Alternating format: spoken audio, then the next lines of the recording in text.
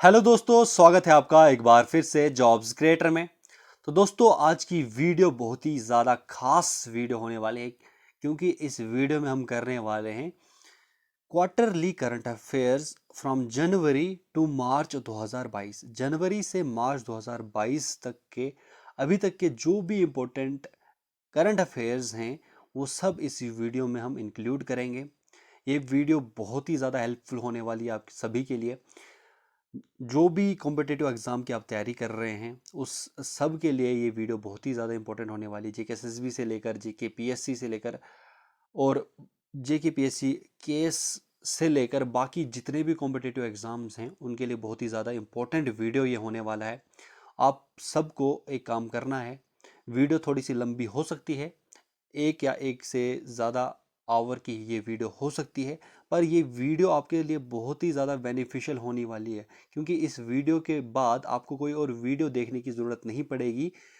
Current affair से related जनवरी से लेकर मार्च के बीच में जो भी इंपॉर्टेंट एमसीक्यूज़ हैं, एमसीक्यूज़ के थ्रू मैं पूरी की पूरी इंफॉर्मेशन आप तक पहुंचाऊंगा।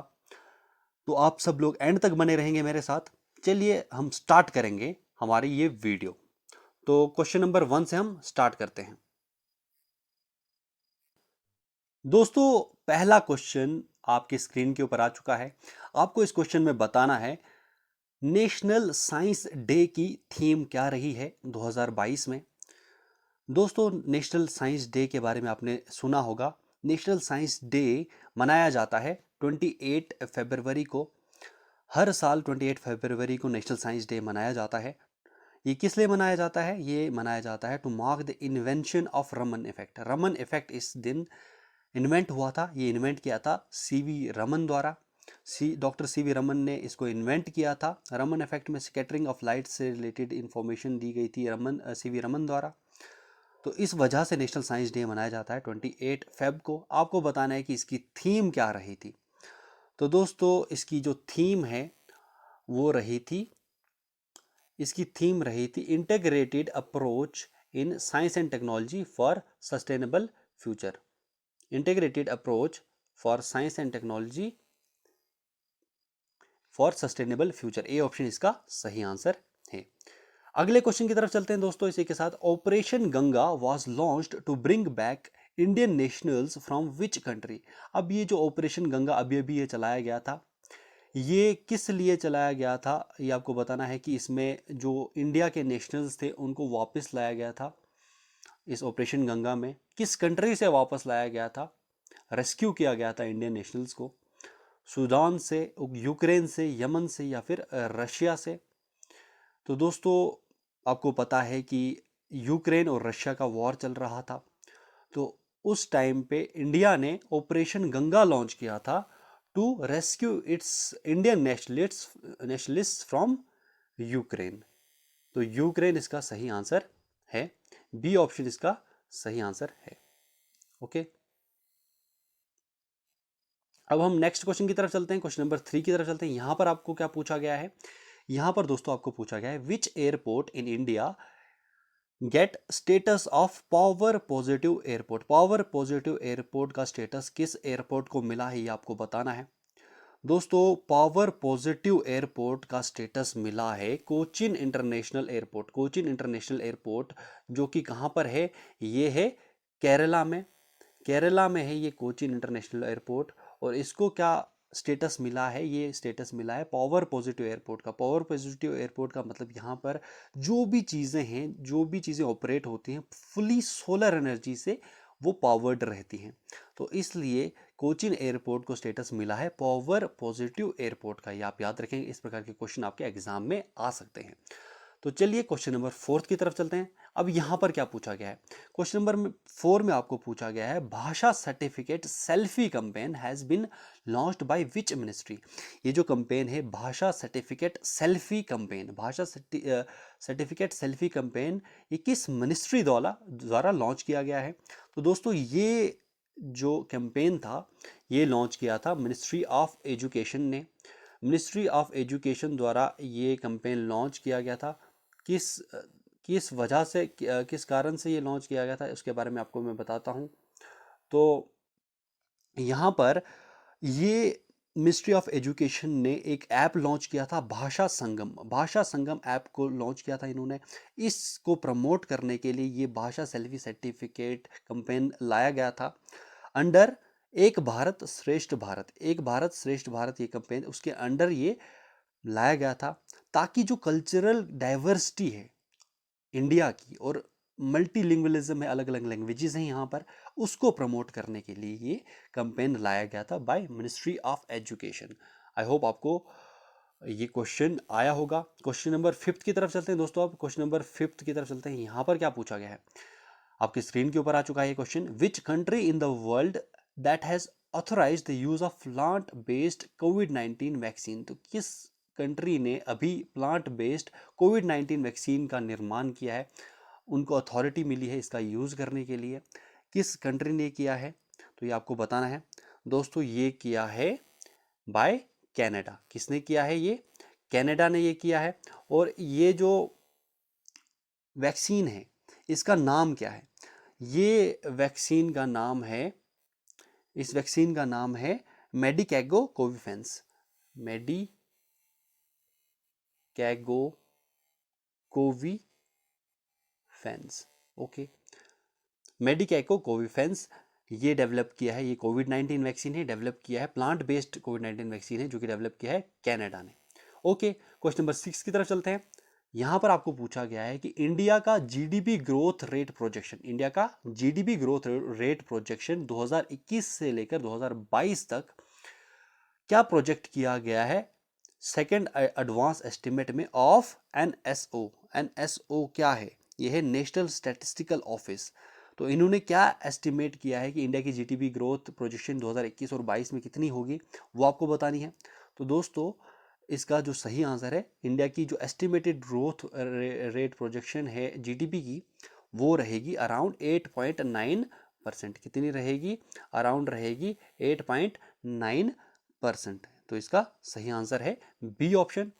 क्वेश्चन नंबर 7 की तरफ चलते हैं। यहाँ पर क्या पूछा गया है दोस्तों आपको, यहाँ पर पूछा गया है कि SEBI securities and exchange board of India जो कि क्या करती है, रेगुलेट करती है ऑपरेशंस को, जो डिपॉजिटरीज होते हैं यहाँ पर, या पार्टिसिपेंट्स होते हैं, जो भी सिक्योरिटीज़ के कस्टोडियंस होते हैं, फॉरेन पोर्टफोलियोज के इन्वेस्टर्स होते हैं, क्रेडिट रेटिंग एजेंसी है ये, तो उन सब चीज़ों को ये रेगुलेट करती है सेबी।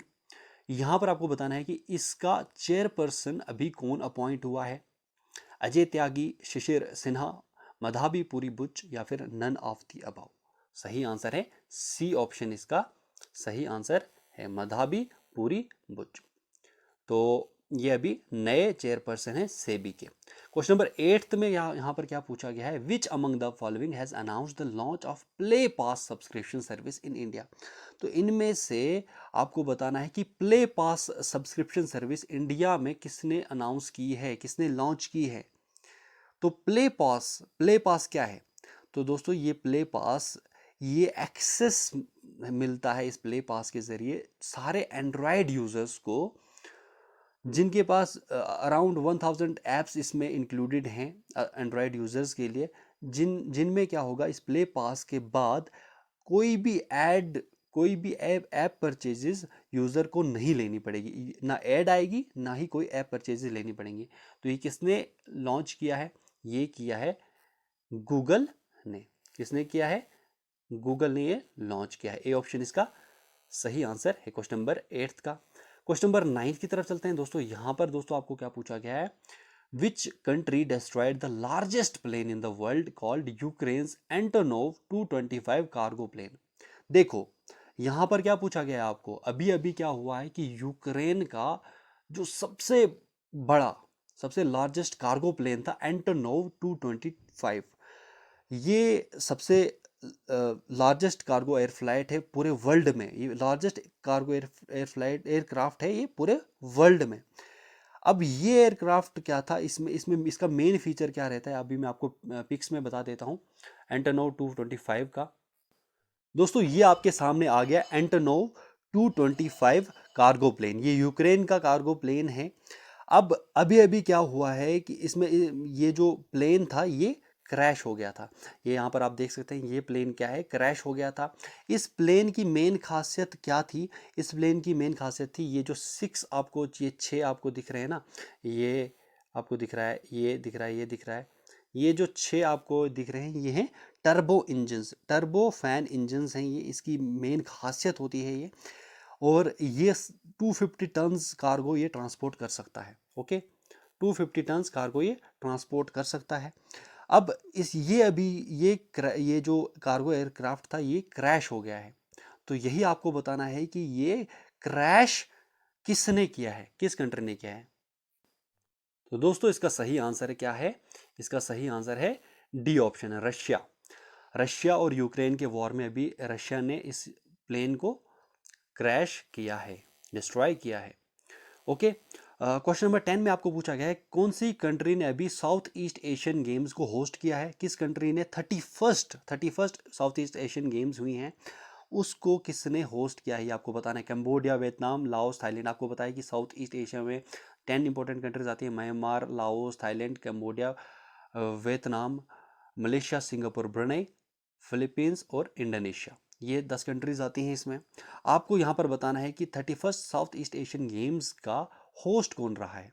तो 31st एशियन गेम्स का होस्ट रहा है वियतनाम। कौन रहा है, वियतनाम। बी ऑप्शन इसका सही आंसर है, वियतनाम इसका होस्ट था। और वियतनाम ही इस यहाँ पर सबसे ज़्यादा गोल्ड मेडल्स जीता था। फर्स्ट पोजीशन पे वियतनाम रहा था और उसके बाद सेकंड पोजीशन पे कौन रहा था, सेकंड पोजीशन पे रहा था Thailand. Okay, Thailand second position पे रहा था। ओके, तो इसका सही आंसर है बी ऑप्शन, वियतनाम ने ये होस्ट की थी। ये south east Asian games by annual regional multi sport event होता है जो कि हर साल 2 बार होता है। तो इसके बारे में इतना ही। अगले क्वेश्चन की तरफ चलते हैं। अब अगले क्वेश्चन में क्या पूछा गया है, one among you is the autobiography of which position. तो one among you, one among you ये ऑटोबायोग्राफी है, ये किसने लिखी है ये आपको बताना है। ये किस पोजीशन, किसकी ये ऑटोबायोग्राफी है ये आपको बताना है। शशि थरूर, शरद पवार, अरविंद केजरीवाल या फिर M.K. स्टैलिन। तो विच पॉलिटिशियन था ये, यहाँ पर ये मिसप्रिंट है, पोजीशन हो गया है। वन अमंग यू ये किस पॉलिटिशियन की ऑटोबायोग्राफी है ये आपको बताना है। तो ये ऑटोबायोग्राफी है किसकी, ये ऑटोबायोग्राफी है M.K. स्टैलिन की। अब M.K. स्टैलिन कौन है, M.K. स्टैलिन है हमारे पास, इसका डी ऑप्शन इसका सही आंसर है। M.K. स्टैलिन जो हैं ये क्या हैं, ये हैं तमिलनाडु के करंट CM। इनका पूरा नाम है Muthuvel Karunanidhi Stalin, M.K. Stalin, जो कि द्रविड़ा मुनेत्रा कझगम पार्टी के ये मिनिस्टर हैं। ये अभी करंटली CM हैं तमिलनाडु के। ओके, तो ये इसका सही आंसर है डी ऑप्शन।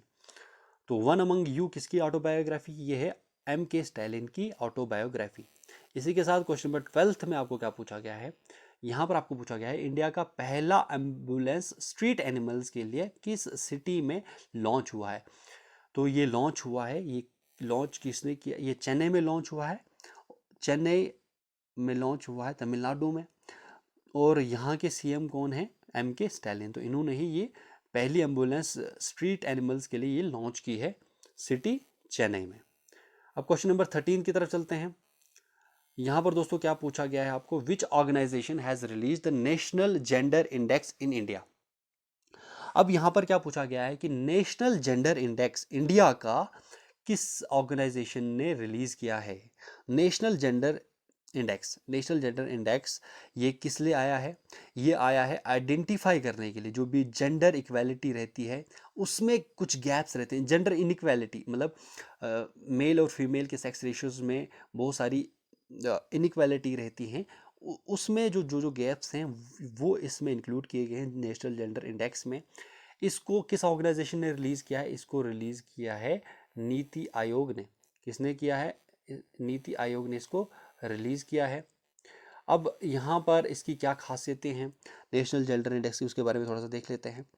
देखो, सबसे पहले जो इंडिया का नेशनल जेंडर इंडेक्स है ये लाया है किसने, ये लाया है नीति आयोग ने।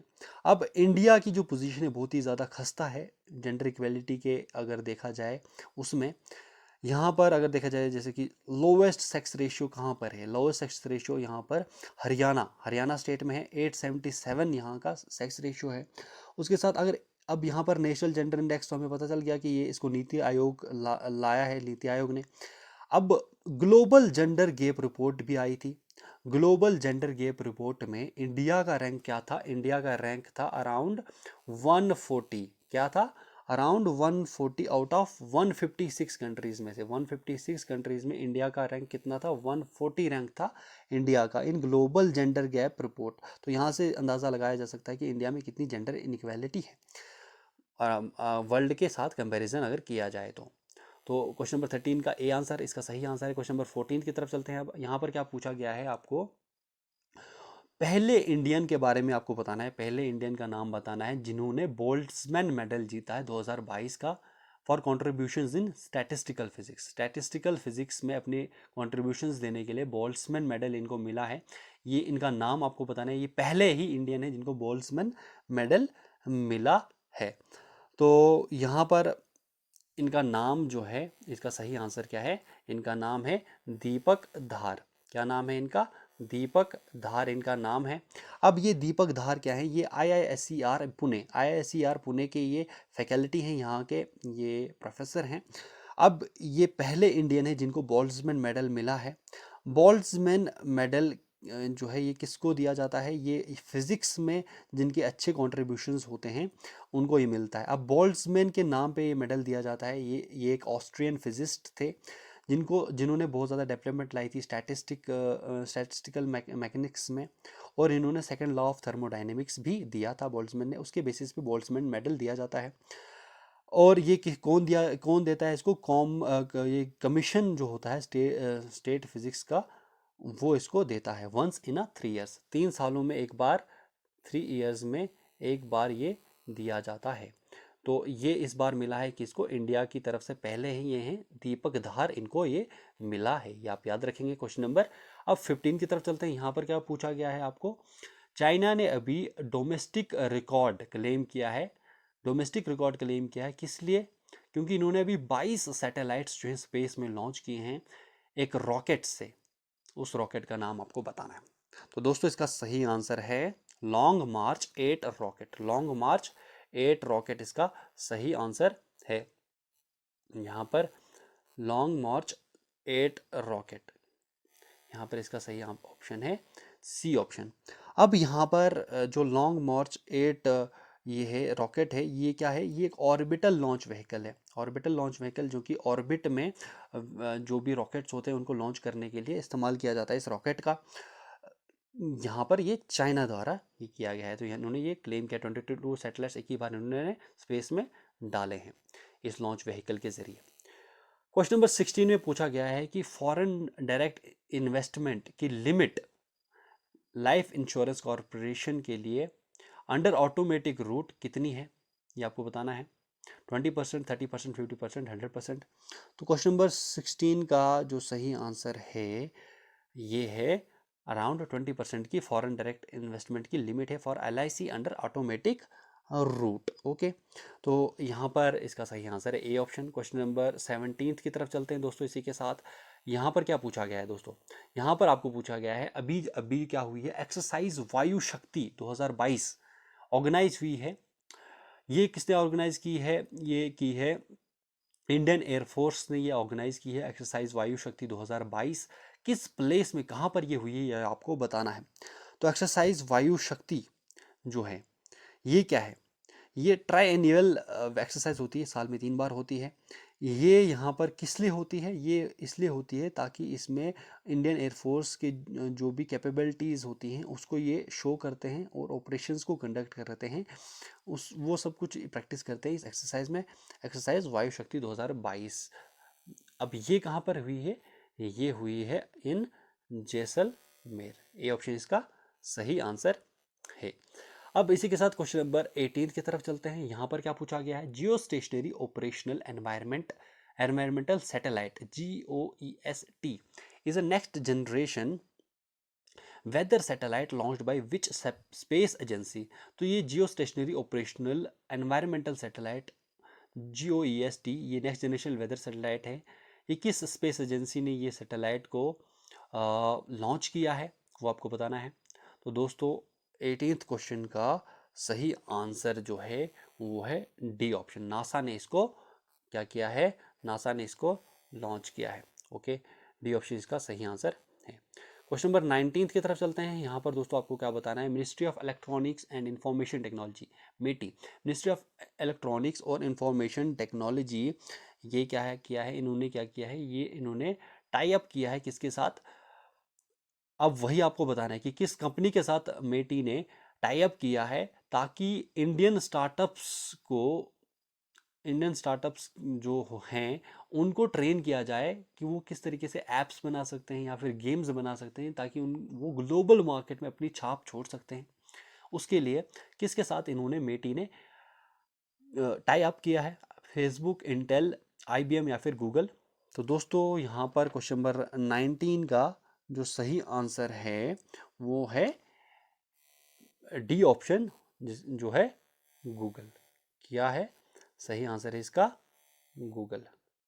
ओके, अब हम क्वेश्चन नंबर 20 की तरफ चलते हैं। Name the Indian shooter who recently won gold medal in men's 10 metre air pistol event at 2022 ISSF world cup in Cairo. तो अभी अभी क्या हुआ है, एक इंडियन शूटर हैं, इन्होंने क्या किया है, गोल्ड मेडल जीता है men's 10 metre air pistol event में 2022 के ISSF वर्ल्ड कप पे। 2022 के ISSF वर्ल्ड कप में, ISSF का मतलब क्या है, inter shooting sports federation world cup. ये हुआ था कहाँ पर, कैरो इजिप्ट में, कैरो इजिप्ट में ये हुआ था। और इंडिया के कौन से शूटर ने यहाँ पर 10 मीटर एयर पिस्टल में गोल्ड मेडल जीता है, वो आपको बताना है। तो दोस्तों सही आंसर था इसका, सही आंसर था इसका सौरभ चौधरी। क्या आंसर था इसका, सही आंसर था इसका बी ऑप्शन। इनका नाम है सौरभ चौधरी, जिन्होंने 10 मीटर एयर पिस्टल में यहाँ पर इंटर शूटिंग स्पोर्ट्स फेडरेशन के वर्ल्ड कप में इन्होंने गोल्ड मेडल जीता है। इसी के साथ क्वेश्चन नंबर 21 की तरफ चलते हैं। World wild life day is an annual event marked on, ये एक एनुअल इवेंट है, ये कब होता है ये आपको बताना है। जनवरी 12, फरवरी 24, मार्च 3 और सितंबर 15।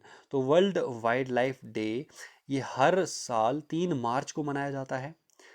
कब मनाया जाता है, इसका जो सही आंसर है, इसका सही आंसर है मार्च 3। अब मार्च 3 इसका सही आंसर तो है। अब हर साल 3 मार्च को मनाया जाता है, पर इस साल 2022 में इसकी क्या थीम रही थी वो आपको पता होनी चाहिए। तो 2022 में इसकी थीम रही थी रिकवरिंग की species for ecosystem restoration, recovering की स्पीशीज फॉर इकोसिस्टम रेस्टोरेशन, ये इसकी रही थी इस बार की थीम। ओके, अब हम क्वेश्चन नंबर 21 की तरफ चलते हैं, 22 की तरफ चलते हैं। यहाँ पर क्या पूछा गया है दोस्तों, यहाँ पर आपको बताया गया है कि इंडिया का रैंक, सस्टेनेबल डेवलपमेंट रिपोर्ट 2021 की जो ये रिपोर्ट थी उसमें इंडिया का रैंक क्या था। आपको पता होगा कि हर साल सस्टेनेबल, ये जो आपको पता होगा कि सस्टेनेबल डेवलपमेंटल गोल्स जो है लाए गए थे, हाँ, SDG इंडेक्स जो है हर साल लाया जाता है।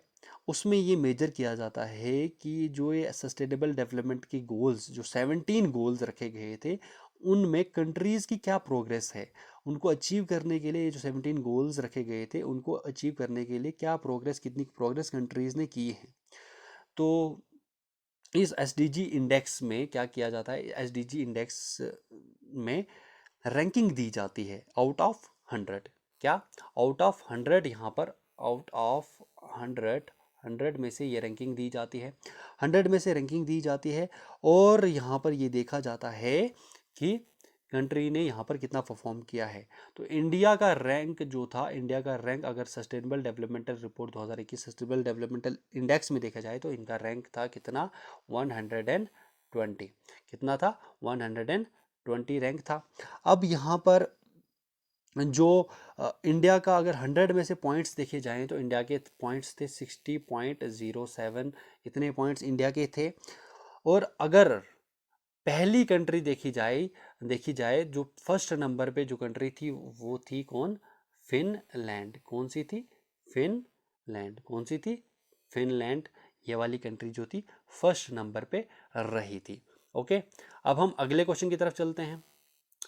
क्वेश्चन नंबर 23 में क्या पूछा गया है, which country has topped the sustainable developmental index 2021। तो यहाँ पर यही क्वेश्चन आ गया कि किस कंट्री ने टॉप किया था।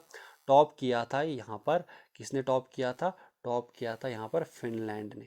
बी ऑप्शन इसका सही आंसर है। और अगर देखा जाए तो सेकंड नंबर पे कौन रही थी, सेकंड नंबर पे अगर देखा जाए तो सेकंड नंबर पे रही थी स्वीडन, और थर्ड नंबर पे रहे थे डेनमार्क। सेकंड नंबर पे स्वीडन और थर्ड नंबर पे डेनमार्क सेकंड, और ये रही थी थर्ड नंबर पे डेनमार्क। ओके, अब हम क्वेश्चन नंबर 24 की तरफ चलते हैं। 24 क्वेश्चन में आपको क्या पूछा गया है, department of science and technology has partnered with which to boost artificial intelligence readiness. तो डिपार्टमेंट ऑफ साइंस जो है, इन्होंने किस के साथ अभी पार्टनर किया है आर्टिफिशियल इंटेलिजेंस को बूस्ट करने के लिए। गूगल के साथ इन्होंने पार्टनर किया है डिपार्टमेंट ऑफ साइंस ने, इंटेल के साथ, याहू के साथ, या फिर ट्विटर के साथ। सही आंसर है इसका, इन्होंने पार्टनर किया है डिपार्टमेंट ऑफ साइंस ने। किसके साथ पार्टनरशिप की है, इन्होंने की है पार्टनरशिप इंटेल के साथ। ओके, इंटेल के साथ इन्होंने पार्टनरशिप की है। अब यहाँ पर आपको department of science and technology के जो अभी सेक्रेटरी हैं, department of science and technology के सेक्रेटरी कौन है, श्रीवरी चंद्रशेखर। श्रीवरी चंद्रशेखर यहाँ पर, श्रीवरी चंद्रशेखर यहाँ के वो हैं, क्या हैं, सेक्रेटरी हैं।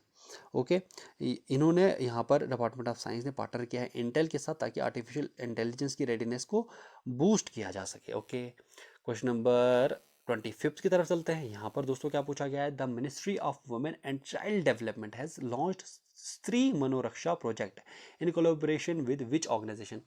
अभी ये जो मिनिस्ट्री है वुमेन एंड चाइल्ड डेवलपमेंट की, इन्होंने स्त्री मनोरक्षा प्रोजेक्ट लॉन्च किया है, किस ऑर्गेनाइजेशन की कोलैबोरेशन के साथ ये लॉन्च हुआ है। तो सबसे पहले मैं आपको बता दूं कि ministry of women and child development जो है, इस मिनिस्ट्री की, वुमेन एंड चाइल्ड डेवलपमेंट जो है, इस मिनिस्ट्री की कौन है, इनकी हेड जो है, मतलब हेड या मिनिस्टर जो है वो कौन है, इसकी है स्मृति ईरानी। स्मृति ईरानी इसकी मिनिस्ट्री संभालती हैं, स्मृति ईरानी इसकी मिनिस्ट्री संभालती हैं। अभी जो ये लॉन्च हुआ है Stree Manoraksha project, ministry of women and child development ने लॉन्च किया है टू एक्सटेंड, क्या करने के लिए, एक्सटेंड करने के लिए मेंटल हेल्थ ट्रेनिंग को, मेंटल हेल्थ ट्रेनिंग दी जाएगी इस स्त्री मनोरक्षा प्रोजेक्ट के अंडर। 6000 वुमेन्स को एक वन स्टेप सेंटर में, और इन्होंने किसके साथ पार्टनर किया है, इन्होंने पार्टनरशिप की है किसके साथ, निमहंस के साथ। किसके साथ पार्टनरशिप की है इन्होंने, निमहंस के साथ पार्टनरशिप किया है। अब निमहंस क्या है, निमहंस है national institute of mental health and neuro sciences. Mental health और न्यूरो साइंसेज का नेशनल इंस्टीट्यूट है। इन्होंने यहाँ पर स्त्री मनोरक्षा प्रोजेक्ट के अंदर स्मृति ईरानी जो कि मिनिस्टर है ministry of women and child development की, उन्होंने इनके साथ, निमहंस के साथ प्रोजेक्ट में आए हैं, लॉन्च किया है एक प्रोजेक्ट जिसमें 6000 वुमेन्स को एक साथ मेंटल हेल्थ की ट्रेनिंग दी जाएगी, उसको कैसे संभालना है। तो ये चीज़, इसका ए आंसर इसका सही आंसर था। क्वेश्चन नंबर 26 की तरफ चलते हैं अब इसी के साथ। क्वेश्चन नंबर 26 में आपको बताया गया है, पूछा गया है आपको कि 2022 का ICC women cricket world cup कहाँ पर हुआ था। तो 2022 का आईसीसी वुमेन वर्ल्ड कप ये हुआ था कहाँ पर, ये हुआ था न्यूजीलैंड में।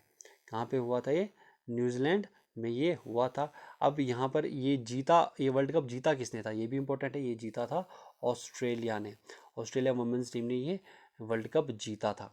ओके, अब यहाँ पर ये चीज़ आपके लिए इम्पोर्टेंट थी। उसके बाद क्वेश्चन नंबर 27 की तरफ चलते हैं। यहाँ पर क्या पूछा गया है, क्वेश्चन नंबर 27 में आपको पूछा गया है हंसा, यहाँ पर सॉरी, सी लेवल ट्रायल्स जो हैं इंडिया के पहले, सी लेवल ट्रायल्स इंडिया के पहले इंडिजिनसली डेवलप्ड यानी कि खुद से डेवलप हो किए गए फ्लाइंग ट्रेनर की सक्सेसफुली कंप्लीट हुई है अभी पौंडीचेरी में।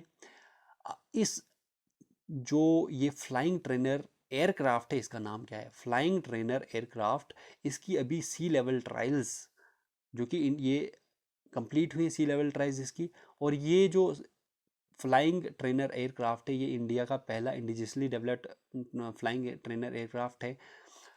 इसका नाम आपको बताना है कि इसका नाम क्या है। तो दोस्तों इसका सही नाम, इसका जो सही आंसर है वो है हंसा एनजी। हंसा एनजी इसका सही आंसर है। दोस्तों ये हंसा एनजी एक फ्लाइंग ट्रेनर एयरक्राफ्ट है। ये क्या है, ये ट्रेन, इसमें ट्रेन किया जाता है जो डिफरेंट पायलट्स हैं होते हैं, उनको यहाँ पर ट्रेन किया जाता है इस एयरक्राफ्ट में। ये जो हंसा एनजी है, अब मैं आपको दिखा देता हूँ इसका किस प्रकार से ये दिखता है। तो दोस्तों ये है हंसा एनजी, ये आपको दिख रहा होगा, ये है हंसा एनजी, इस प्रकार का है ये। तो इस प्रकार से ये दिखता है। इसका ये क्या हुआ था, ये जो हंसा एनजी था, ये इसको हंसा एनजी क्या यानी कि न्यू जनरेशन, हंसा न्यू जनरेशन। हंसा का नाम कहाँ से आया, हंस से आया है। और हंसा जो था ये सबसे पहली फ्लाइट थी ये 1993 में, ये सबसे पहले डेवलप की गई थी 1993 में, और इसको सर्टिफाई किया गया था 2000 में। और ये हंसा एनजी जो है, ये अभी जो इंडिया का पहला इंडिजिनस एयरक्राफ्ट है, फ्लाइंग ट्रेनर एयरक्राफ्ट है, ये किसने डेवलप किया है, ये CSIR ने डेवलप किया है। किसने किया है, CSIR NAL, CSIR NAL यानी कि national aerospace lab, CSIR national aerospace labs, centre for scientific and industrial research, national aerospace lab ने ये डेवलप किया है हंसा एनजी को। ओके, तो ये आपने देख लिया, ये है पूरा का पूरा एयरक्राफ्ट, इस प्रकार से ये दिखता है।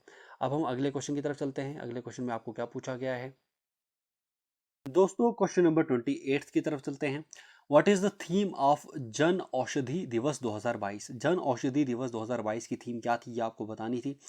तो जन औषधि दिवस जो है 2022, अभी जन औषधि दिवस जो है ये मनाया कब जाता है दोस्तों, ये मनाया जाता है ऑन 7 मार्च को ये मनाया जाता है। इस बार इसकी जो थीम थी वो थी जन औषधि जन उपयोगी। क्या थी थीम इसकी, जन औषधि जन उपयोगी इसकी थीम थी।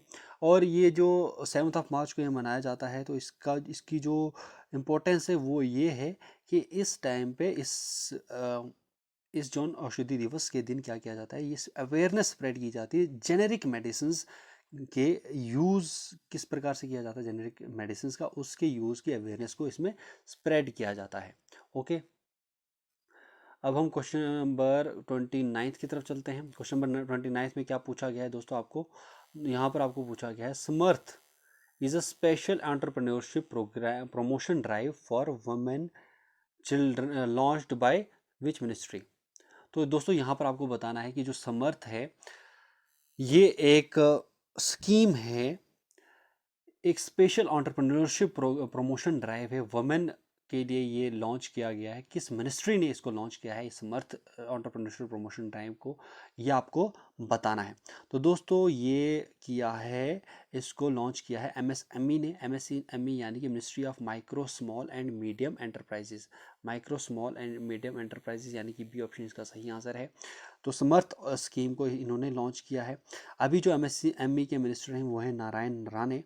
ये किस लिए लॉन्च हुई थी, ये जो ministry of micro small medium enterprises ने समर्थ स्कीम निकाली है, ये निकाली है फॉर स्किल डेवलपमेंट और market development assistance. Skill development करने के लिए और मार्केट की डेवलपमेंट उसमें असिस्टेंस प्रोवाइड करने के लिए किसको, अबाउट 7500 वुमेन कैंडिडेट्स को। ओके, तो इसलिए ये लॉन्च की है MSME ने, और ये स्पेशल एंटरप्रेन्योरशिप प्रोग्राम ड्राइव है for women. Okay, question number 30 की तरफ चलते हैं दोस्तों। यहाँ पर दोस्तों आपको क्या पूछा गया है, यहाँ पर आपको पूछा गया है donate a pension campaign has been launch under central sector scheme by which by the government recently. Donate a pension, donate a person, donate a pension, ये जो एक पर्सन नहीं, ये पेंशन है, यहाँ पर मिसप्रिंट है क्वेश्चन नंबर 30 में। तो यहाँ पर जो डोनेट अ पेंशन कैंपेन है ये ये एक सेंट्रल सेक्टर स्कीम है जो कि गवर्नमेंट ने भी लॉन्च की है। किसके तहत ये लॉन्च की है ये आपको बताना है। तो दोस्तों ये जो क्वेश्चन नंबर 30 है इसका सही आंसर है डी ऑप्शन, प्रधानमंत्री श्रम योगी मनधन योजना के अंदर इसको लॉन्च किया गया है।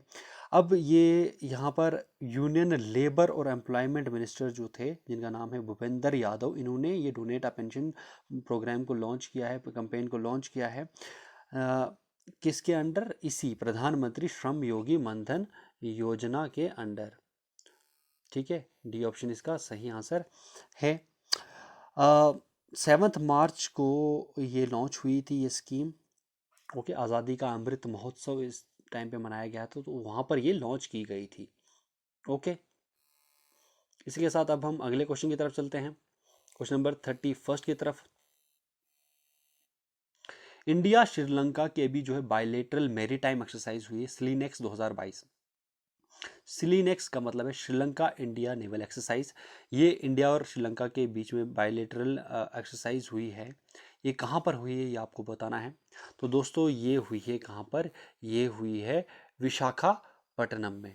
विशाखापट्टनम में हुई है। और ये कौन सा एडिशन था इस एक्सरसाइज का? ये था 9th edition of this SLINEX exercise, Sri Lanka India naval exercise 2022। ये 9th एडिशन था इस एक्सरसाइज का। विशाखापट्टनम में ये अभी हुई है, ये आपको याद रखना है। क्वेश्चन नंबर, अब हम 32 की तरफ चलते हैं। 32 में आपको क्या पूछा गया है? क्वेश्चन नंबर 32 में दोस्तों आपको पूछा गया है, Microsoft has recently open its largest data centre in India in. अभी माइक्रोसॉफ्ट ने रिसेंटली ओपन किया है अपना सबसे बड़ा डाटा सेंटर इंडिया में। ये कहाँ पर ओपन किया है ये आपको बताना है। तो दोस्तों सही आंसर है इसका ए ऑप्शन, इसका सही आंसर है। जिस यहाँ पर लार्जेस्ट डाटा सेंटर कहाँ पर ओपन किया है वो क्या है? हैदराबाद में। ओके, ए ऑप्शन इसका सही आंसर। क्वेश्चन नंबर 33 की तरफ चलते हैं। थीम क्या थी इंटरनेशनल वुमेंस डे की? थीम क्या थी इंटरनेशनल वुमेंस डे की? दोस्तों इंटरनेशनल वुमेंस डे की जो थीम थी वो थी gender equality towards today for a sustainable tomorrow. Gender equality today for a sustainable tomorrow. Okay, तो इसकी ये थीम थी।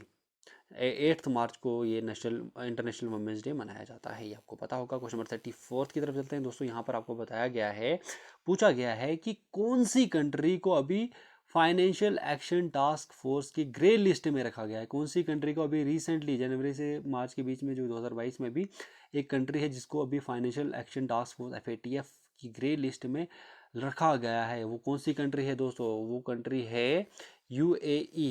UAE कंट्री को FATF ग्रे लिस्ट में रखा गया है अभी। अब ये जो फाइनेंशियल एक्शन टास्क फोर्स है ये एक इंटर गवर्नमेंटल ऑर्गेनाइजेशन है। Intergovernmental organisation IGO intergovernmental organisation है। ये फाउंड कब हुई थी? ये फाउंड हुई थी 1989 में। उस टाइम पे यहाँ पर जो भी मनी लॉन्ड्रिंग के केसेस होते थे वो सब चीज़ें इसमें इंक्लूडेड थी। इंटर गवर्नमेंट जो भी मनी लॉन्ड्रिंग के केसेस होते वो इसमें होते थे। पर अभी जो 2001 से इसमें क्या है, टेरर फंडिंग जो भी देश करता है उसको डिफरेंट लिस्ट में रखा जाता है। तो इसी लिस्ट में अभी यहाँ पर क्या है, UAE को भी इंक्लूड किया गया है।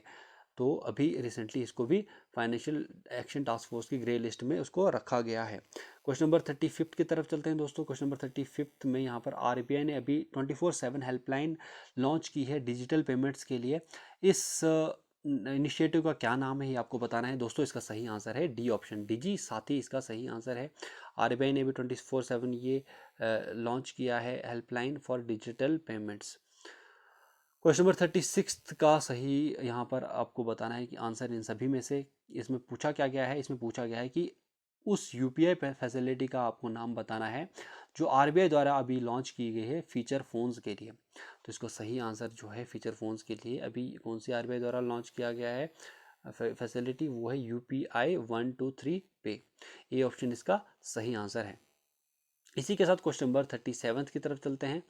क्वेश्चन नंबर 37 में आपको पूछा गया है क्या, पान इंडिया प्रोग्राम यानी कि presence across nation India, PAN presence across nation India programme जिसका नाम है झरोका, ये प्रोग्राम लॉन्च हुआ है।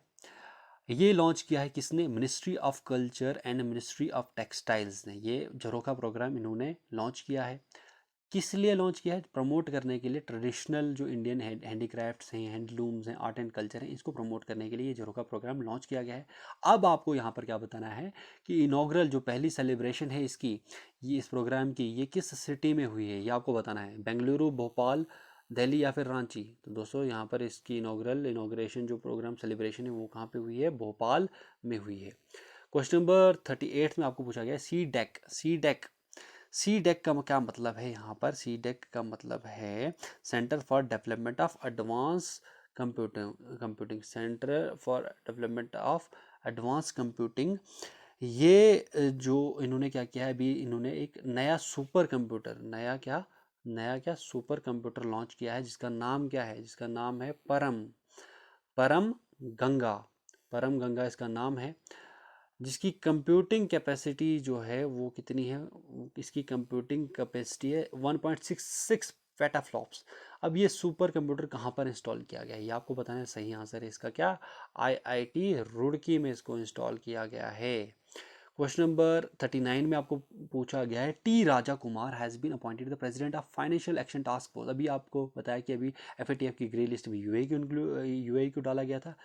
इसमें जो प्रेसिडेंट जो हैं अभी एफएटीएफ के, वो हैं टी राजा कुमार। ये किस कंट्री से हैं आपको बताना है, इंडिया, सिंगापुर, श्रीलंका, मालदीव्स। तो आपने गैस किया होगा इंडिया, पर सही आंसर है इसका क्या, सही आंसर है इसका सिंगापुर। ये आपको याद रखना, सिंगापुर के हैं टी राजा कुमार। इन्होंने ये क्या हुए हैं, अपॉइंट हुए एफएटीएफ के, अभी ये प्रेसिडेंट के तौर पे अपॉइंट किए गए हैं। अब क्वेश्चन नंबर 40 की तरफ चलते हैं। यहाँ पर क्या पूछा गया है, इंडिया का जो सबसे लार्जेस्ट रिक्लाइनिंग स्टैचू है लॉर्ड बुद्धा का, यानी कि सपोर्ट देके वो स्टैचू बनाया गया है, लार्जेस्ट लॉर्ड बुद्धा का स्टैचू। ये किस पिलग्रिम साइट पर बनाया गया है, तो ये बनाया जा रहा है कहाँ पर, ये बनाया जा रहा है एट बोध गया। बोध गया में बनाया जा रहा है। बोध गया आपको पता होगा कि बहुत ही ज़्यादा इम्पोर्टेंट प्लेस रहता है किसके लिए, बुद्धिस्ट के लिए। तो यहाँ पर जो बुद्धिज़्म को मानने वाले हैं उनके लिए बहुत ही ज़्यादा इम्पोर्टेंट साइट है बोध गया, क्योंकि यहाँ पर जो लॉर्ड बुद्धा, गौतम बुद्धा थे, उनको यहाँ पर आत्मज्ञान हुआ था। तो ये पीपल के पेड़ के नीचे इनको यहाँ पर आत्मज्ञान हुआ था, तो ये आपको पता होगा। दोस्तों क्वेश्चन नंबर 41 की तरफ चलते हैं। इसी के साथ क्वेश्चन नंबर 41 में क्या पूछा गया है, यहाँ पर आपको पूछा गया है कि किसको अभी प्रेसिडेंट इलेक्ट किया गया है साउथ कोरिया का, किसके प्लेस पे वो आए हैं, मून जेन इनके प्लेस पे आए हैं अभी प्रेसिडेंट साउथ कोरिया के नए प्रेसिडेंट जो बने हैं। तो सही नाम है इनका योन सुक योल, योन सुक योल इनका सही नाम है। साउथ कोरिया के नए प्रेसिडेंट ये बने हैं, योन सुक योल। ओके, क्वेश्चन नंबर 42 की तरफ चलते हैं। यहाँ पर पूछा गया है कि किस स्टेट गवर्नमेंट ने अभी लॉन्च किया women at work programme. Women at work programme जो है ये किस स्टेट गवर्नमेंट ने लॉन्च किया है, तो अभी ये लॉन्च किया है किसने, कर्नाटका ने। ओके, अब हम अगले क्वेश्चन की तरफ चलते हैं। यहाँ पर अब अगला क्वेश्चन आपके स्क्रीन के ऊपर आ चुका है, क्वेश्चन नंबर 43। यहाँ पर आपको क्या पूछा गया है, इंटरनेशनल मॉनेटरी फंड ने अभी इमरजेंसी सपोर्ट दिया यूक्रेन को, यूक्रेन को इमरजेंसी सपोर्ट दिया आईएमएफ ने। आईएमएफ एक वर्ल्ड ऑर्गेनाइजेशन है, यूएन की ऑर्गेनाइजेशन है। तो सॉरी यहाँ पर इन्होंने कितना सपोर्ट दिया है इनको, यूक्रेन को, अभी रशिया यूक्रेन जो वार चल रहा है उसमें। तो सही आंसर है इसका 1.4 बिलियन डॉलर के अराउंड इसको सपोर्ट मिला है फ्रॉम आईएमएफ यूक्रेन को। अब यहाँ पर दोस्तों अगला क्वेश्चन यहाँ पर क्या पूछा गया है, prime minister Modi recently dedicated a new campus building complex of a Rashtriya Raksha university to the nation in which country, which city sorry. Prime minister Narendra Modi ने भी डेडिकेटेड नया कैंपस बिल्डिंग कॉम्प्लेक्स दिया है राष्ट्रीय रक्षा यूनिवर्सिटी को, टू नेशन को। किस सिटी में ये है, गांधीनगर, लखनऊ, न्यू दिल्ली या फिर बेंगलुरु। सही आंसर है इसका गांधीनगर में। क्वेश्चन नंबर 45 में दोस्तों आपको पूछा गया है कि किस ऑर्गेनाइजेशन ने एक स्पेशल प्रोग्राम लॉन्च किया है स्कूल गोइंग चिल्ड्रंस के लिए। इस प्रोग्राम का नाम है युवा विज्ञानी कार्यक्रम। युवा विज्ञानी कार्यक्रम इसका नाम है, जिसका शॉर्ट फॉर्म में युविका भी कह सकते हैं। यंग साइंटिस्ट प्रोग्राम है ये किस ऑर्गेनाइजेशन ने लॉन्च किया है फॉर स्पेशल प्रोग्राम है ये स्कूल चिल्ड्रन के लिए। DRDO defence research development organisation ने किया है, बीएल बाक या फिर इसरो। सही आंसर है इंडियन स्पेस रिसर्च ऑर्गेनाइजेशन ने ये यहाँ पर ये लॉन्च किया है ये प्रोग्राम। इसरो के अगर अभी जो नए न्यू चेयरमैन जो हैं, अभी प्रेजेंटली जो चेयरमैन हैं वो कौन हैं, वो हैं एस सोमनाथ इसरो के अभी प्रेजेंट चेयरमैन हैं, ये आप याद रखेंगे। अब हम क्वेश्चन नंबर 46 की तरफ चलते हैं। Who has been appointed as the chairman of Air India. यहाँ पर आपको बताना है कि एयर इंडिया के चेयरमैन किसको अपॉइंट किया गया है, एन चंद्रशेखरन, रतन टाटा, राजेश गोपीनाथन या फिर नन ऑफ दीज। सही आंसर है दोस्तों यहाँ पर एन चंद्रशेखरन को यहाँ पर एयर इंडिया का यहाँ पर चेयरमैन जो है बनाया गया है, क्या बनाया गया है, चेयरमैन बनाया गया है एन चंद्रशेखरन को। क्वेश्चन नंबर 47 की तरफ चलते हैं दोस्तों। यहाँ पर पूछा गया है कि which country has topped the list of largest importers of arms between 2017 से 2021। 2017 से 21 के बीच में सबसे ज़्यादा हथियार किस कंट्री ने इंपोर्ट किए हैं, आपको पता होगा। तो सबसे ज़्यादा इंपोर्ट किस कंट्री ने किए हैं, वो किए हैं इंडिया ने 2017 से लेकर 2021 के बीच में। दोस्तों यहाँ पर अब क्वेश्चन नंबर 48 तक आपके पास आ चुका है। अब यहाँ पर आपको बताना है कि मिशन इंद्रधनुष, मिशन इंद्रधनुष एक इम्यूनाइजेशन प्रोग्राम है। इस मिशन इंद्रधनुष के तहत किस स्टेट ने अभी टॉप किया है फुल इम्यूनाइजेशन में, जिसमें इन्होंने 90.5% की कवरेज पूरी इम्यूनाइजेशन की कर ली है। किस स्टेट ने ये मिशन इंद्रधनुष के अंडर कंप्लीट किया है, टॉप किया है इन्होंने, किस स्टेट ने किया है, ये किया है उड़ीसा ने। किसने किया है, ये ऑप्शन इसका है, जिसका नाम जो है उड़ीसा। अब ये मिशन इंद्रधनुष जो था ये लॉन्च हुआ था गवर्नमेंट ऑफ इंडिया ने, एक हेल्थ मिशन है, ये लॉन्च किया गया था गवर्नमेंट ऑफ इंडिया ने 2014 में लॉन्च किया गया था। उस टाइम पे जो यूनियन हेल्थ मिनिस्टर थे वो थे JP नड्डा, इन्होंने ये लॉन्च किया था। अभी जो प्रेजेंटली ये हेल्थ मिशन है, ये है हमारे प्रेजेंटली जो हेल्थ मिनिस्टर हैं डॉक्टर हर्षवर्धन, उनके अंडर है 2022 में। तो अभी जो इम्यूनाइजेशन का फुल इम्यूनाइजेशन 90% कवरेज की इस मिशन इंद्रधनुष के अंडर की है, जिसमें सबसे टॉप पे जो स्टेट आई है वो है उड़ीसा। ये ऑप्शन इसका सही आंसर है। क्वेश्चन नंबर 49 में यहाँ पर आपको पूछा गया है which state or UT government has launched an online my electronic vehicle portal. अब किस स्टेट या फिर UT गवर्नमेंट ने भी लॉन्च किया है माई इलेक्ट्रॉनिक व्हीकल पोर्टल को for the purchase and registration of electric autos. My electronic vehicle के पोर्टल को लॉन्च किया है किस गवर्नमेंट या किस गवर्नमेंट ने, स्टेट या UT की, रजिस्ट्रेशन और परचेज के लिए, इलेक्ट्रिक ऑटोज़ की रजिस्ट्रेशन और परचेज के लिए। बिहार, दिल्ली, पंजाब, तमिलनाडु सही आंसर है दोस्तों यहाँ पर इसका A ऑप्शन। ठीक है, इसका A ऑप्शन इसका सही आंसर है, जो कि है दिल्ली। ओके, तो सॉरी ऊपर वाला था दिल्ली।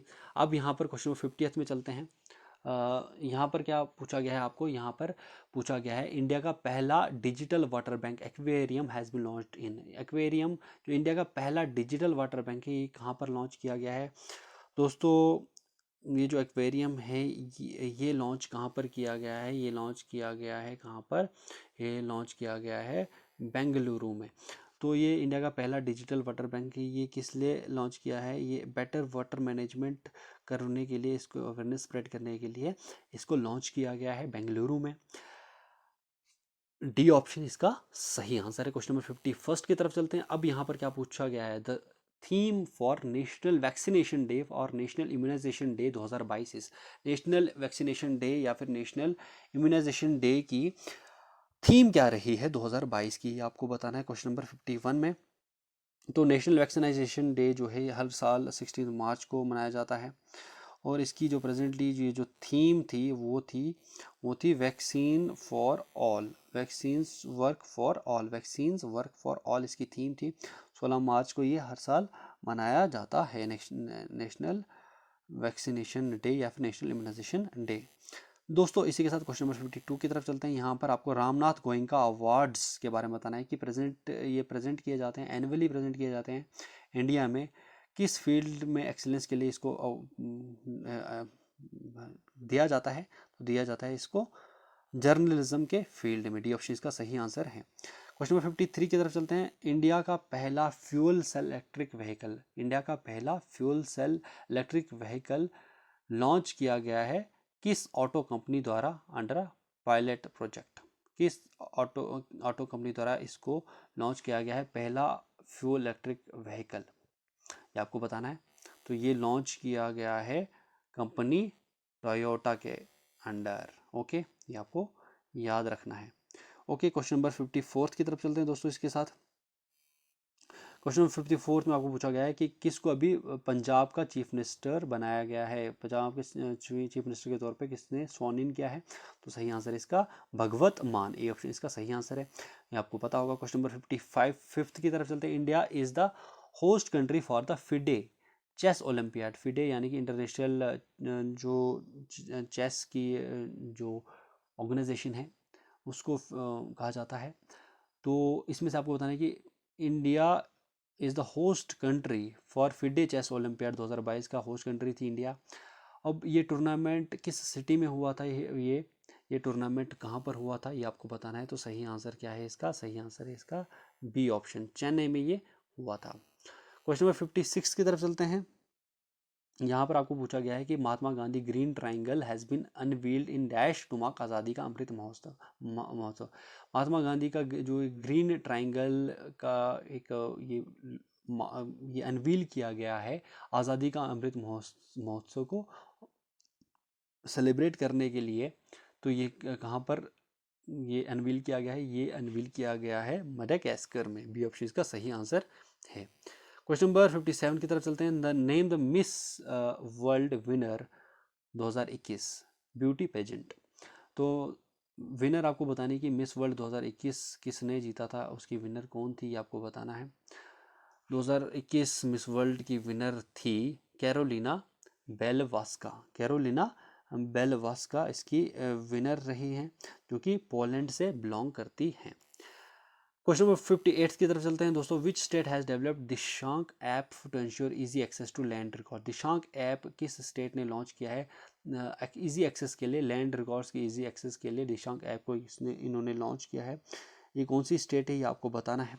सही आंसर है इसका यहाँ पर कर्नाटका ने ये दिशांक ऐप जो है ये लॉन्च की है, ताकि इजीली जो है लैंड रिकॉर्ड्स को एक्सेस किया जा सके। ये आप याद रखेंगे। ये दिशांक ऐप किसने लॉन्च की है, किसने डेवलप की है? कर्नाटका ने की है दोस्तों। अब इसके साथ क्वेश्चन नंबर 59 में आपको यहाँ पर पूछा गया है कि इंडिया का रैंक यूनाइटेड नेशंस की वर्ल्ड हैप्पीनेस रिपोर्ट 2022 में क्या रहा है। इंडिया का रैंक 2022 की वर्ल्ड हैप्पीनेस रिपोर्ट में यूनाइटेड नेशंस की, उसमें इंडिया का रैंक क्या रहा है वो आपको बताना है। तो दोस्तों इंडिया का रैंक जो रहा है यहाँ पर ये रहा है 136 का रैंक रहा है इंडिया का, और 136 रैंक रहा है आउट ऑफ 149 कंट्रीज में। 149 कंट्रीज में इंडिया का रैंक वर्ल्ड हैप्पीनेस रिपोर्ट में 136 नंबर पे है। और अगर पहले नंबर पे देखा जाए तो पहले नंबर पे कौन है? तो पहले नंबर पे यहाँ पर फिर से कौन है? फिनलैंड। यहाँ पर पहले नंबर पे फिर से कौन है? फिनलैंड है। ओके, तो फिनलैंड सबसे हैप्पी कंट्री भी है। एसडीजी इंडेक्स जो है उसमें भी सबसे ज़्यादा टॉप पे है। हैप्पीनेस रिपोर्ट में भी सबसे ज़्यादा टॉप पे है। और अगर देखा जाए तो वर्ल्ड प्रेस फ्रीडम अगर देखा जाए तो उसमें भी फिनलैंड ही टॉप पे है। तो बहुत ही ज़बरदस्त कंट्री है फिनलैंड, नॉर्डिक कंट्री है ये। उसके बाद क्वेश्चन नंबर 60 की तरफ चलते हैं। Which organisation has launch the military drill cold response 2022। किस ऑर्गेनाइजेशन ने भी मिलिट्री ड्रिल कोल्ड रिस्पॉन्स 2022 की लॉन्च की है? G7, SCO, आर्कटिक काउंसिल या फिर नाटो। G7 या फिर Shanghai cooperation organisation, Arctic council या फिर North Atlantic Treaty organisation.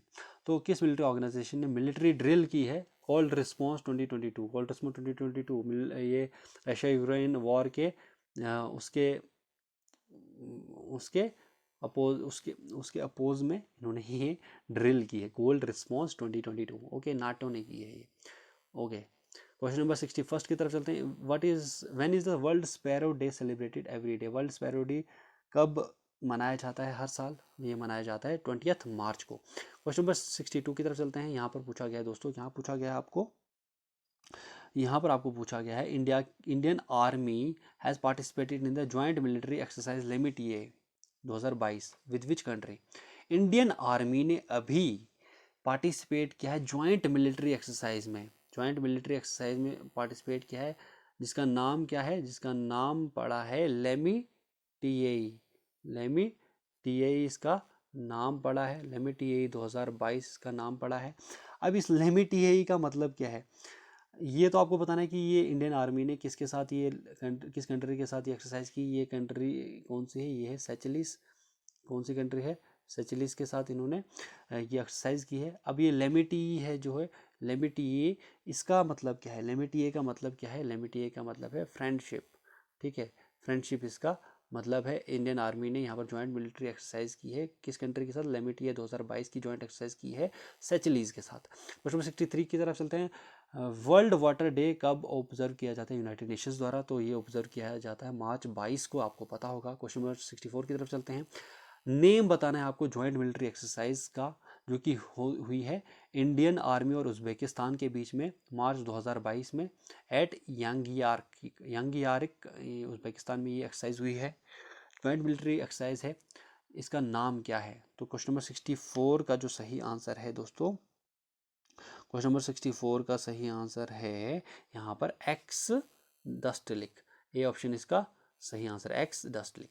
Okay, ये आप याद रखेंगे। क्वेश्चन नंबर 64 का सही आंसर ए है। फिर 65 में पूछा गया है कि किस कंट्री को अभी एडजस्ट किया गया है वर्ल्ड की सबसे ज़्यादा polluted country in IQ air's 2021 world air quality report के तहत। World air quality report IQ air's 2021 की, इसमें किस कंट्री को सबसे ज़्यादा पोल्यूटेड कंट्री माना गया है? सही आंसर इसका दोस्तों बांग्लादेश। सही आंसर क्या है? बांग्लादेश। बी ऑप्शन इसका सही answer. Name the winner of Abel prize for the year 2022। Abel prize जो है इसके विनर कौन रहे हैं 2022 के?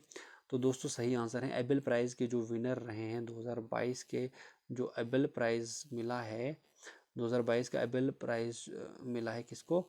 ये मिला है डेनिस पैर्नेल सुलिवन को। 2022 का अवार्ड इनको मिला है डेनिस पैर्नेल सुलिवन को, ये आपको याद रखना है। अब यहाँ पर ये एबल प्राइज क्या होता है?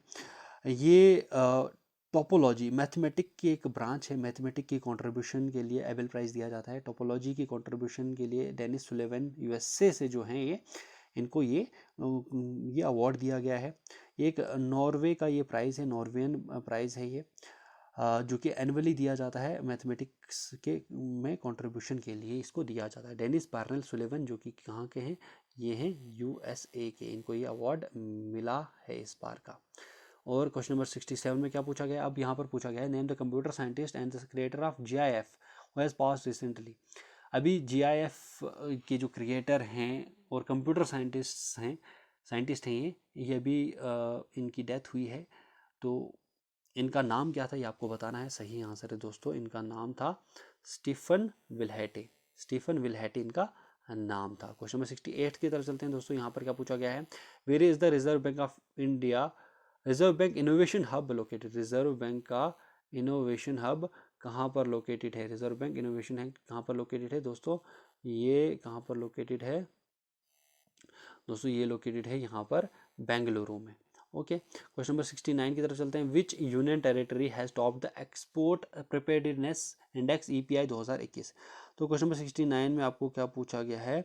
Export preparedness index. Export preparedness index यानी कि एक्सपोर्ट के लिए किस यूनियन टेरिटरी ने टॉप किया है? एक्सपोर्ट करने की कितनी कैपेबिलिटी है, कितनी वो यूनियन टेरिटरी सबसे ज़्यादा तैयार है 2021 के में, इसमें किस यूनियन टेरिटरी ने टॉप किया है? सही आंसर है दिल्ली। ओके सॉरी, दिल्ली इसका सही आंसर है। क्वेश्चन नंबर 70 की तरफ चलते हैं। अब यहाँ पर RBI गवर्नर शक्तिकांता दास जिन्होंने अभी रिसेंटली डेडिकेट किया है एक ink manufacturing unit Varnika. Ink manufacturing unit Varnika इन्होंने डोनेट किया है।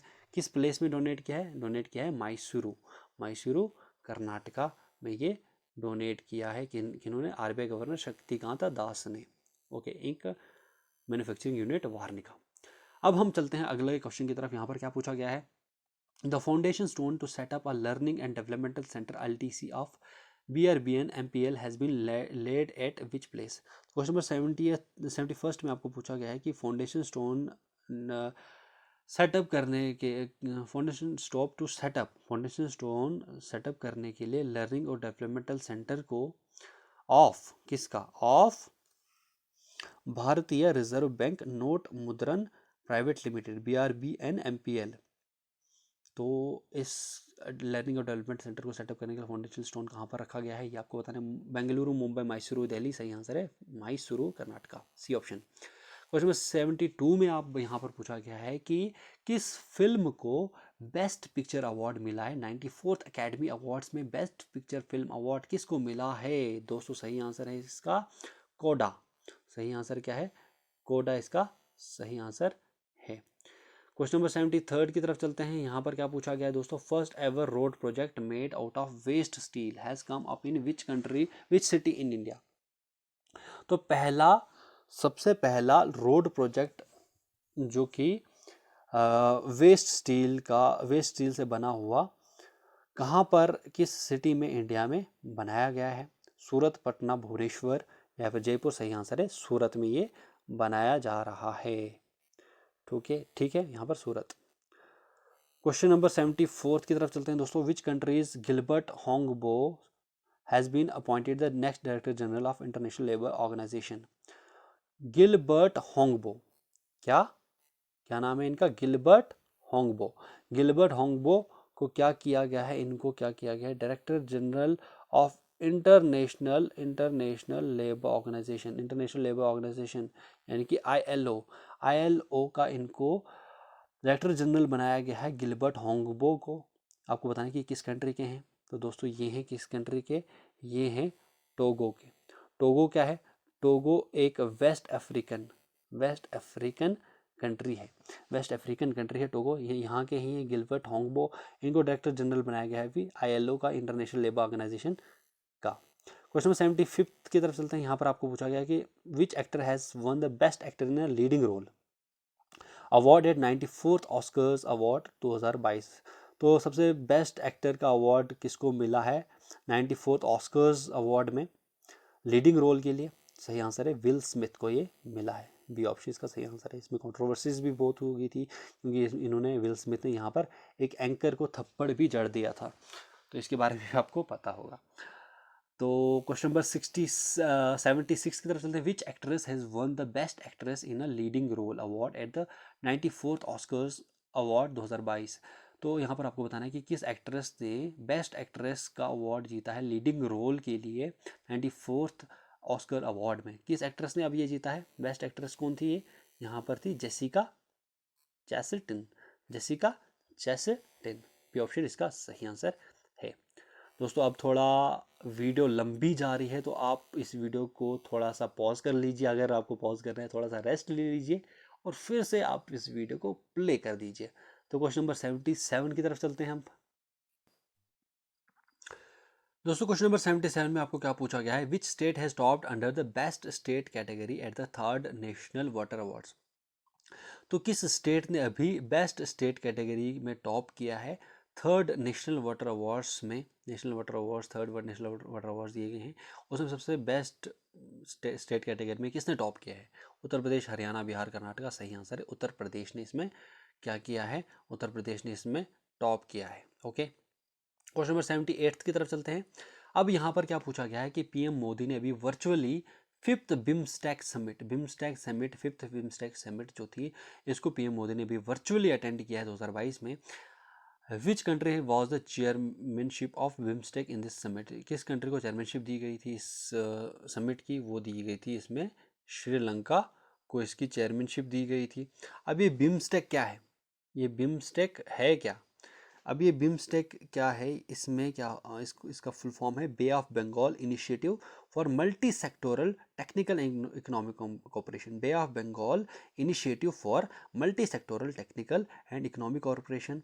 अब इसमें कौन कौन सी कंट्रीज आती हैं? इसमें 7 कंट्रीज आती हैं। कौन कौन सी 7 कंट्रीज आती हैं? इसमें आता है इंडिया आता है, श्रीलंका आता है, बांग्लादेश आता है, नेपाल, भूटान, थाईलैंड और म्यांमार। बे ऑफ बंगाल से रिलेटेड जो भी कंट्रीज हैं वो सारी इसमें बिम्स्टेक में आती हैं। अभी प्रेजेंटली इसको चेयर किया था श्रीलंका ने। 5th समिट ये हुई थी, तो इसके बारे में कुछ इन्फॉर्मेशन यहाँ पर इम्पोर्टेंट ये है। डी ऑप्शन इसका सही आंसर है। क्वेश्चन नंबर 79 की तरफ चलते हैं दोस्तों। यहाँ पर क्या पूछा गया है कि पहला एडिशन जो है इंडियन ओशन नेवल सिंपोजियम का पहला एडिशन जो हुआ है मैरीटाइम एक्सरसाइज 2022 का, IMEX 2022 का, ये किस स्टेट में हुआ है? तो दोस्तों ये हुआ है गोवा में, ये हुआ है। ओके, क्वेश्चन नंबर 80th की तरफ चलते हैं। क्वेश्चन नंबर 80th में आपको पूछा गया है विच player has won the men's single title at Australian open 2022 के ऑस्ट्रेलियन ओपन में मेंस का सिंगल का यहाँ पर टाइटल किसने जीता है? दोस्तों ये जीता है, किसने जीता है? ये जीता है राफेल नडाल ने ये जीता है। ओके, क्वेश्चन नंबर 81 की तरफ चलते हैं। Who is the author of book fearless governance की ऑथर कौन है? या इनमें से सही आंसर इसका doctor Kiran Bedi fearless governance की ऑथर है इस बुक की। क्वेश्चन नंबर 82 की तरफ चलते हैं। Sehat scheme, SEHAT, Sehat scheme has been launched by which ministry?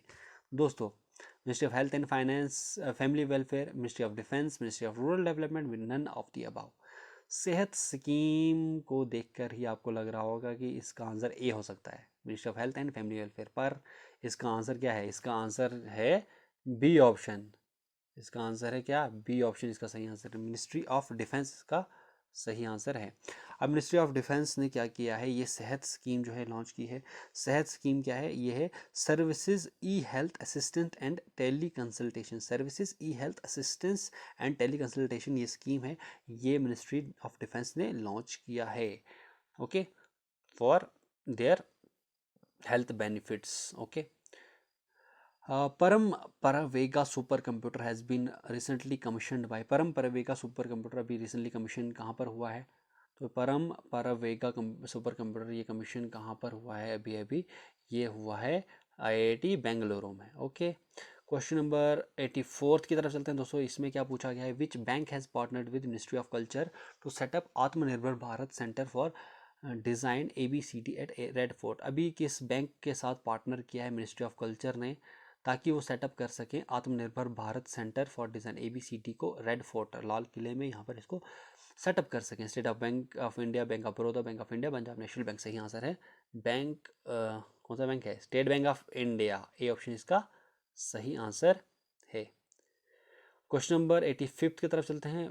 Which who has been appointed as new chairman of Insolvency and Bankruptcy Board of India?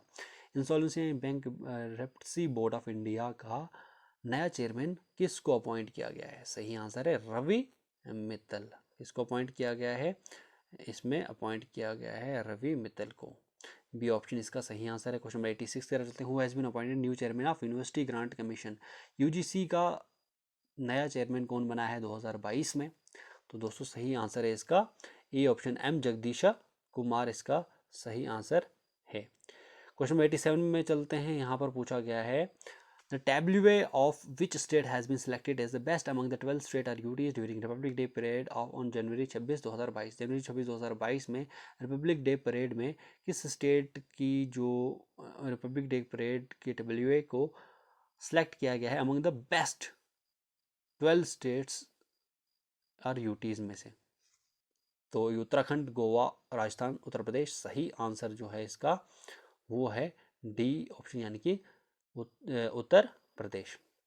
88 की तरफ चलते हैं। यहाँ पर पूछा गया है कि अनएम्प्लॉयमेंट रेट सबसे ज़्यादा रिकॉर्ड किया गया है जनवरी 2022 में, सॉरी सबसे ज़्यादा नहीं रिकॉर्ड किया गया है, कितना रिकॉर्ड किया है ये आपको बताना है। What was the rate of unemployment recorded in January 2022? Unemployment कितनी रिकॉर्ड हुई थी, कितने % रिकॉर्ड हुई थी जनवरी 2022 में? सही आंसर दोस्तों है ए ऑप्शन इसका, जो कि है 6.57%। ओके, 6.57%। क्वेश्चन नंबर 89 की तरफ चलते हैं दोस्तों। यहाँ पर पूछा गया है Indian state recorded the lowest unemployment rate in January 2022? कौन सी इंडियन स्टेट ने सबसे कम अनएम्प्लॉयमेंट रेट रिकॉर्ड किया है जनवरी 2022 में? जनवरी 2022 में सबसे कम किसने अनएम्प्लॉयमेंट रिकॉर्ड किया है? वो किया है दोस्तों, 1 सेकेंड, सही आंसर है क्या है? बी तेलंगाना। तेलंगाना ने ये रिकॉर्ड किया है। Okay, lowest unemployment rate. Question number 90 की तरफ चलते हैं। इसमें स्टेट और यूटी के बारे में बताना है। कौन सी स्टेट है यूटी है जिसमें सबसे ज़्यादा अनएम्प्लॉयमेंट रेट था जनवरी 2022 में? तो सबसे ज़्यादा अनएम्प्लॉयमेंट रेट कहाँ पर था?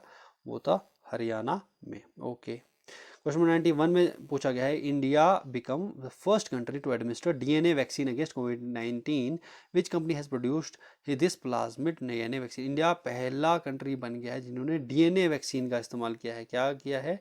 DNA वैक्सीन का इस्तेमाल किया है अगेंस्ट COVID-19।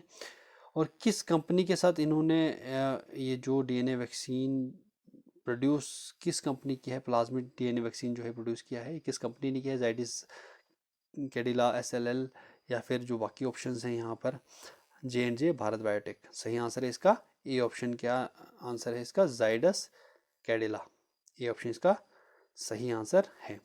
क्वेश्चन नंबर 92 में पूछा गया, the international space station will continue its operation until, international space station अपना ऑपरेशन कब तक ये ऑपरेशन में रहेगा? तो इंटरनेशनल स्पेस स्टेशन ये कंटिन्यू करेगा ऑपरेट करना 2031 तक ये ऑपरेट करना करेगा। फिर है 93 क्वेश्चन, यहाँ पर पूछा गया है कि name the Indian railway protection force nation wide operation to curb human trafficking.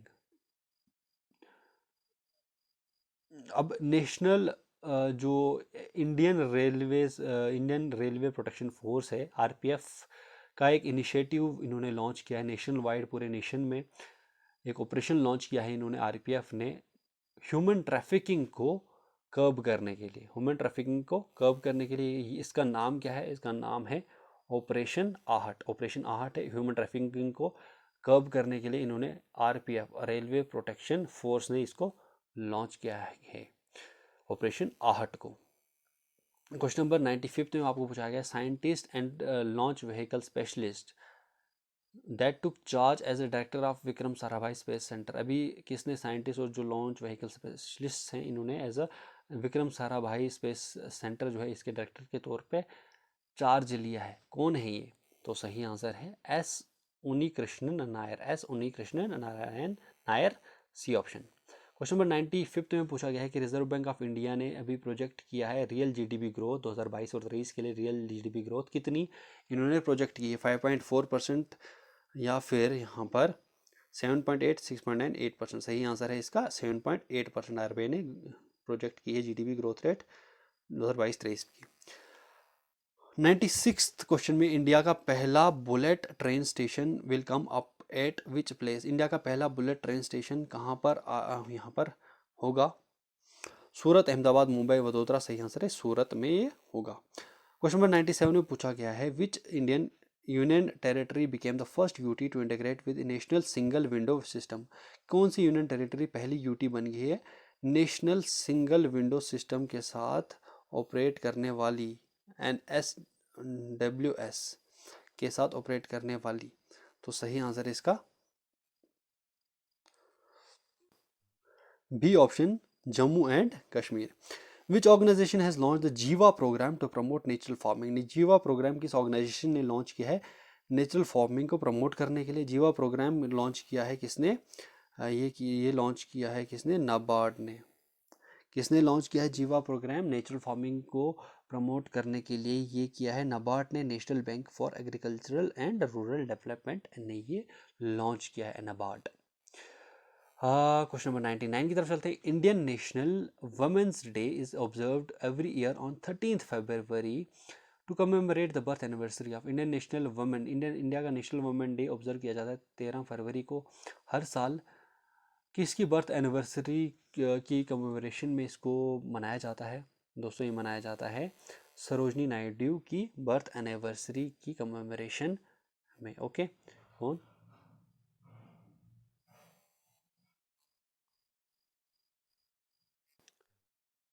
दोस्तों 100th क्वेश्चन आपके स्क्रीन के ऊपर आ चुका है। इसमें आपको पूछा गया है कि किस स्टेट ने लॉन्च किया है होप एक्सप्रेस को कैंसर को प्रिवेंट करने के लिए? बिहार, महाराष्ट्र, पंजाब या केरला? सही आंसर है महाराष्ट्र ने। क्वेश्चन नंबर 101 की तरफ चलते हैं। यहाँ पर पूछा गया है कि कौन है author how to prevent the next pandemic की बुक के ऑथर कौन है? ये आपको बताना है। सही आंसर है इसका बिल गेट्स इसके ऑथर हैं। 102 की तरफ चलते हैं। यहाँ पर क्या पूछा गया है? आपको पूछा गया है कि कौन सी कंट्री ने इन्वोक किया है इमरजेंसीज एक्ट को for first time? First time emergencies act को किसने इन्वोक किया है? सही आंसर है इसका ए ऑप्शन, कनाडा। 103 की तरफ चलते हैं। Who will be the head of the apex committee on G20 secretariat formed to oversee the preparations for G20 India summit 2023? तो इनमें से कौन हेड करेगा एपेक्स कमेटी को G20 सेक्रेटरीट की, ताकि वो ओवरसी कर सके प्रिपरेशंस को G20 की जो इंडिया की समिट होनी है 2023 की उसको?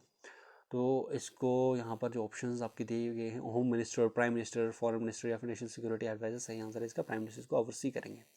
क्वेश्चन नंबर 104 की तरफ चलते हैं। यहाँ पर क्या पूछा गया है दोस्तों? आपको पूछा गया है कि क्विट तंबाकू ऐप क्विट तंबाकू ऐप लॉन्च की गई है किस ऑर्गेनाइजेशन द्वारा, ताकि वो लोगों को सपोर्ट करे तंबाकू को छोड़ने के लिए। तो ये लॉन्च किया है क्विट तंबाकू ऐप, आपको पता है वर्ल्ड हेल्थ ऑर्गेनाइजेशन ने ये लॉन्च किया है। क्वेश्चन नंबर 105 में पूछा गया है कि इनमें से कौन सी स्कीम है जो लॉन्च की गई है सोशल जस्टिस मिनिस्ट्री द्वारा for the welfare of D notified nomadic and semi nomadic tribal communities के लिए।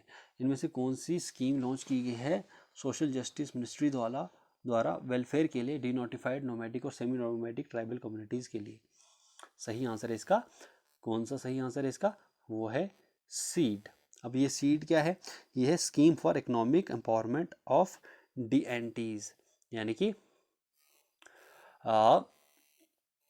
यहाँ पर आप देख सकते हैं DNTs, D notified nomadic and semi nomadic tribal community. 106 की तरफ चलते हैं दोस्तों। यहाँ पर क्या पूछा गया है, the waste to wealth creation programme of SIDBI has been launched in which state.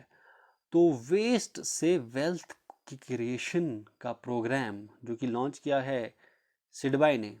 सिडबाई क्या है, small industries developmental bank of India, small industry development bank of India, SIDBI ने ये लॉन्च किया है, किस स्टेट में लॉन्च किया है। तो सही आंसर है इसका ए ऑप्शन। क्या है आंसर इसका, वेस्ट बंगाल। ओके, वेस्ट बंगाल इसका सही आंसर। क्वेश्चन नंबर 107 की तरफ चलते हैं। यहाँ पर आपको पूछा गया किस यूनियन टेरिटरी ने अभी कुनसिन्योम स्कीम को लॉन्च किया है डिफरेंटली एबल्ड पर्सन के लिए। कुनसिन्योम स्कीम को लॉन्च किया है किस यूनियन टेरिटरी ने किया है, ये किया है लद्दाख ने। क्वेश्चन नंबर 108 में पूछा गया है दोस्तों, Twitter incorporation has partnered with which company to improve the support for its tips feature in India. Twitter inclusive operation जो है ये है, इन्होंने किसके साथ पार्टनर किया है, किस कंपनी के साथ पार्टनर किया है कि वो अपनी सपोर्ट को इम्प्रूव कर सकें, टिप्स फीचर को इम्प्रूव कर सकें इंडिया में। तो इन्होंने पार्टनर किया है किसके साथ, पेटीएम के साथ इन्होंने पार्टनरशिप की है। क्वेश्चन नंबर 109 की तरफ चलते हैं। Dash has become the world's first bank to set up shop in the metaverse। इनमें से कौन सा पहला वर्ल्ड का बैंक बना है जिन्होंने सेटअप किया है अपनी शॉप मेटावर्स में। तो मेटावर्स क्या होता है, एक वर्चुअल रियलिटी स्पेस है ये, जिसमें यूज़र्स इंटरेक्ट कर सकते हैं कंप्यूटर जनरेटेड एनवायरनमेंट के साथ दूसरे यूज़र्स के साथ। तो ये यहाँ पर पहला वर्ल्ड बैंक कौन बना है जिन्होंने मेटावर्स में अपनी शॉप को सेटअप किया है, वो कौन है, वो है JP मॉर्गन बैंक। कौन सा है, वो है JP Morgan bank, A option. Okay, question number 110 ये आपका आखिरी क्वेश्चन रहेगा पूरी की पूरी करंट अफेयर्स का। Which country will become the first country to adopt India's UPI platform. India का UPI प्लेटफॉर्म अडॉप्ट करने वाली सबसे पहली कंट्री कौन है, बनेगी, वो बनेगी नेपाल। कौन बनेगी, बनेगी नेपाल। ठीक है, डी ऑप्शन इसका सही आंसर है। दोस्तों ये हो गए हमारे सारे के सारे इंपॉर्टेंट जो करंट अफेयर्स थे, क्वार्टरली करंट अफेयर्स है जनवरी से लेकर मार्च 2022 तक। ये ऑल इन वन वीडियो था पूरा का पूरा। यहाँ पर आपको सारी की सारी इंपॉर्टेंट करंट अफेयर्स जो भी थी जनवरी से लेकर मार्च 2022 तक सारी की सारी इंक्लूड की गई हैं। अब आपको मैं यहाँ पर बता दूँ, जो भी आखिर तक वीडियो देख रहा है उसके लिए ये बेनिफिट यहाँ पर आपको उसको मिलेगा कि अगर ये PDF आपको चाहिए तो ये PDF आपको बिल्कुल फ्री ऑफ कॉस्ट मिलेगा। कहाँ पर मिलेगा, टेलीग्राम चैनल पर मिलेगा। टेलीग्राम चैनल कहाँ पर आपको मिलेगा, टेलीग्राम चैनल का लिंक आपको डिस्क्रिप्शन में मिलेगा, और टेलीग्राम पे भी आप सर्च कर सकते हैं जॉब्स क्रिएटर, वहाँ पर भी आपको ये चैनल मिल जाएगा। तो वहाँ पर आप जाइए, सारे के सारे PDFs आपको मिल जाते हैं वहाँ पर बिल्कुल फ्री ऑफ कॉस्ट। जो भी चीज़ें यहाँ पर अपलोड होती हैं हर एक PDF वहाँ पर आपको फ्री ऑफ कॉस्ट अवेलेबल हो जाता है। तो वो चैनल भी आप ज्वाइन कर लीजिए, टेलीग्राम चैनल। तो अब क्या करना है, वीडियो को लाइक करना है, चैनल को सब्सक्राइब करना है, और साथ ही साथ वीडियो को शेयर करना है। तो फिलहाल अब इस वीडियो में इतना ही। अब मिलते हैं हम अगली वीडियो में, तब तक के लिए बाय बाय, जय हिंद।